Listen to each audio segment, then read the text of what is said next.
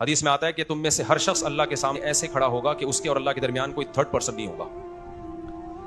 فرشتے بھی لیں گے حساب کے بہت سارے درجات ہیں. قبر میں بھی حساب ہوگا لیکن پورا حساب نہیں ہوگا. وہ پورا حساب ہوگا میدان حشر میں.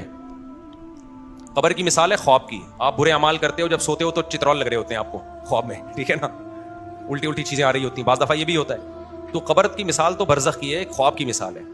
تو اس کی سزا بھی پوری نہیں ہے, اس کی جزا بھی پوری نہیں ہے. اصل جو حساب و کتاب ہے وہ ہوگا میدان حشر میں. یہ ہمیں قرآن و سنت سے بالکل 2 اور 2 4 کی طرح پتہ چلتا ہے. اس لیے قرآن نے عذاب قبر کو اتنا فوکس کیا بھی نہیں ہے, نہ ثواب قبر کو. اصل میں قرآن زیادہ فوکس کس کو کرتا ہے؟ میدان حشر کو فوکس کرتا ہے. تو باقی یہ کہ کروڑوں اربوں انسانوں کا حساب و کتاب ایک ایک کر کے تو نمبر کب آئے گا. تو دیکھیں وقت کی جو یونٹ اور اکائی دنیا میں ہے نا, یہ آخرت میں نہیں ہوگی. ہمیں یہاں کے حساب سے اشکال ہو رہا ہے. جیسے حدیث میں آتا ہے کہ جب کوئی میری قبر پہ سلام پیش کرتا ہے میں جواب دیتا ہوں, تو وہاں ایک اشکال ہوتا ہے کہ تو لاکھوں لوگ صبح شام سلام پیش کر رہے ہیں, تو کیا آپ ہر وقت جواب دیتے رہتے ہیں؟ تو علامہ ابن حجر رحمہ اللہ نے لکھا ہے کہ وہ عالم برزخ ہے. وہاں وقت کی وہ یونٹ دیکھو. آئنسٹائن نے نظریہ اضافت پیش کیا تھا نا. نظریہ اضافت کو انگلش میں کیا کہتے ہیں؟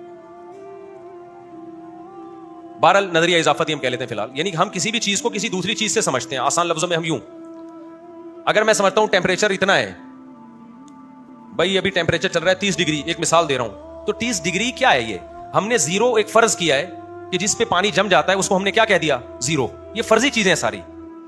لیکن جب آپ زمین کے باہر جاؤ گے تو سارا وہ آپ کا وہ یونٹ کیا ہو جائیں گے؟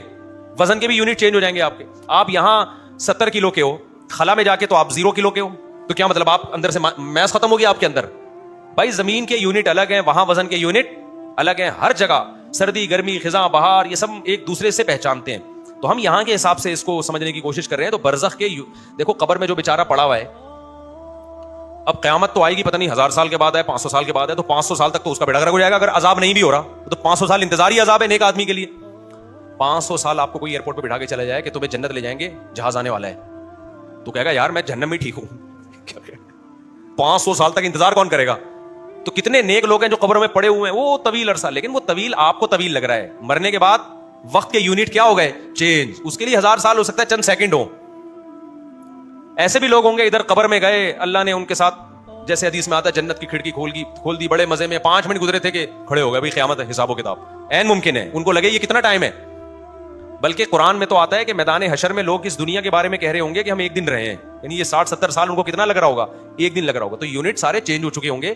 تو وہاں پر کروڑوں اربوں لوگوں کا ایک ایک کو بلا کے حساب کرنا, اس کو آپ دنیا پہ قیاس نہیں کر سکتے. تو وہاں تبھی تو قرآن میں کہتا ہے ایک دن 50,000 سال کا ہوگا, قرآن دوسری جگہ کہہ رہے ایک دن 1,000 سال کا ہوگا. تو قرآن اپنی بات کا انکار کیسے کرے گا؟ ادھر کہہ رہے 1000 سال, ادھر کہہ رہے 50,000. تو ہر شخص کے اعمال کے مطابق, جو برے اعمال والا ہے اس کو وہ دن 50,000 کا لگ رہا ہوگا, جو کم برے اعمال والا ہے اس کو 1000 سال جیسا لگ رہا ہوگا, اور بہت سے لوگوں کو ایسا لگ رہا ہوگا جیسے پل میں ٹائم گزر رہا ہے. بلکہ سورہ یاسین میں تو یہ ہے کہ بہت سے لوگ مشک و عنبر کے ٹیلوں پہ ہوں گے, وہ تو انجوائے کر رہے ہوں گے, ان کو تو لگے گا اللہ میاں نے ہمیں گیسٹ روم میں بٹھایا ہوا ہے, صحیح ہے نا. تو اس لیے ان چیزوں میں پڑھنے کے بجائے کوشش کریں کہ وہاں انجام اچھا ہو جائے, اعمال کو فوکس کریں. اعمال اچھے ہوئے تو انجام اچھا ہے.